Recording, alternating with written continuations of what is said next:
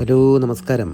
ഇന്ന് നിങ്ങളിലേക്ക് എത്തിക്കുന്ന വീഡിയോ തിരുവനന്തപുരം കിഴക്കേക്കോട്ട പത്മനാഭസ്വാമി ക്ഷേത്രത്തിനടുത്തുള്ള ഒരു കുഞ്ഞു പായസക്കടയിലേതാണ്. 3 തരം പായസം ഇവിടെ കിട്ടും. ഞാനതിലൊരു പാലടയാണ് കുടിച്ചത്. വളരെ സ്വാദിഷ്ടമായ നല്ല പായസം. 40 രൂപയാണ് ഇതിൻ്റെ റേറ്റ് വരുന്നത്.